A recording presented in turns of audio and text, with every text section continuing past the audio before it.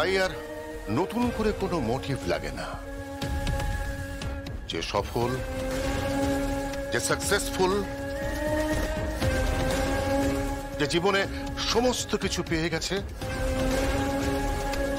তার প্রতি ঘৃণা আর ঈর্ষা ছাড়া আর কোনো মোটিভ নেই। আর ওই উর্মিলা মুখার্জির সন্তান স্বয়ম্ভু মুখার্জি এখন ওই বাড়িতে আছে, আর স্বয়ম্ভু মুখার্জি আর জগদ্ধাত্রী মুখার্জির সন্তান ওই দুর্গা মুখার্জি এখন ওই বাড়িতে আছে। আর আমি কি পাবো? শূন্য হাত।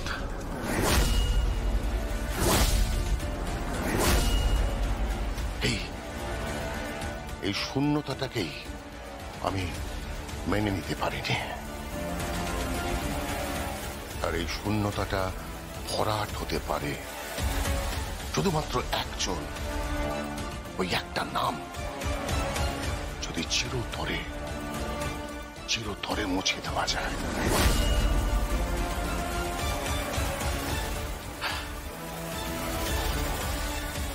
আমি জানি না, দেখুন, আমি জানি না যে আপনারা বুঝতে পারলেন কি পারলেন না, but this is the fact. আর হ্যাঁ, আমি শুধু আপনাদের হ্যামলিনের বাসিওয়ালার মতন পথ দেখাবো, আমি কিন্তু সামনে যাব না। পৌঁছে দেবো ওখানে, সমস্ত ব্যবস্থা করে দেবো। স্পেশাল কার্ড, ইনভিটেশন কার্ড থেকে শুরু করে সিকিউরিটি কোড পর্যন্ত সব আপনাদের জানিয়ে দেব। আমি শুধু ইনফর্মারের কাজ করব।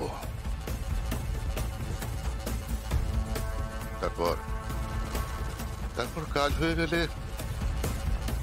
আমি আবার আমার জীবনের না পাওয়ার শূন্যতায় ফিরে যাব। কিন্তু কেসটা খাবে উৎসব মুখার্জি। সে আপনার ভাইপো হয়? কেউ কারুর নয়, না। আর আমার তো কেউ নেই। এই নাও জগদ্ধাত্রী, মেডিসিনটা খেয়ে নাও। তুমি রোজ মেডিসিন খেতে ভুলে যাচ্ছ।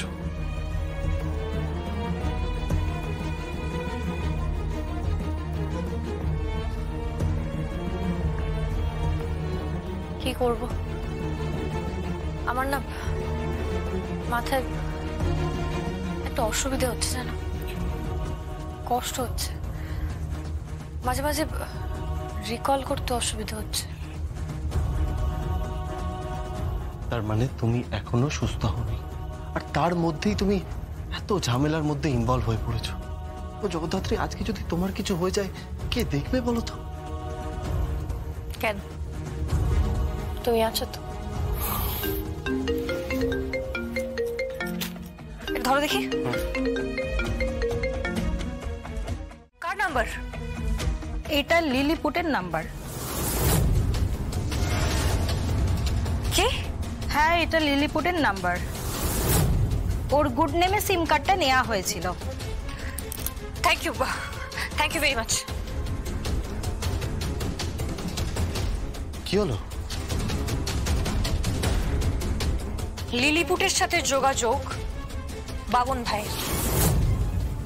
বাবন ভাইয়ের পাঠানো গুন্ডা জগদ্ধাত্রী মুখার্জি অথবা দুর্গা মুখার্জিকে মারার চেষ্টা করলো। তাদেরকে অ্যারেস্ট করা হলো। গান পয়েন্টে দাঁড়িয়ে বাবন ভাই কনফেস করলো, বলল উৎসব মুখার্জির না। এক মিনিট, কি? আমাকে আমার মাঠে নামতে হবে স্বয়ংভু। মানে খেলার একদম শেষ ওভারে এসে পৌঁছেছি আমরা। কি বলছো? আমি কিছু বুঝতে পারছি না। আমার মেডিসিন আবার কাজ করছে শ্যাম্পু, সব বুঝিয়ে বলবো তোমাকে। আমাকে একটু সময় দাও, আমি আসছি। প্রিন্স, আজও এই মহিলা যখন কোনো কেস সলভ করে আমি কিছু বুঝতে পারি না। সত্যি সত্যি এক রহস্যময়ী নারী, জগদ্ধাত্রী। আপনি বাবন মণ্ডল মানে ওই ক্রিমিনালটার জন্য এখানে এসেছেন, বেল করিয়ে নিয়ে যাওয়ার জন্য এখানে এসেছেন? বেল করানো হয়ে গেছে, মহামান্য আদালত মঞ্জুর করে দিয়েছে। আপনি জানেন যে ও কি করেছে? ও আগ্নেয়াস্ত্র সমেত লোক পাঠিয়েছিল জগদ্ধাত্রীকে মারার জন্য। সব সব থানার কেস ডায়েরিতে লেখা আছে কোন কোন ধারায় ওর এগেনস্টে চার্জ ফ্রেমিং, তাও দেখে এসছি। বাট তা সত্ত্বেও বেল ম্যানেজ করে নিয়েছি আমি। বেশ গরিবকর্মা মানুষ আপনি। পরিতকর্মা উকিল।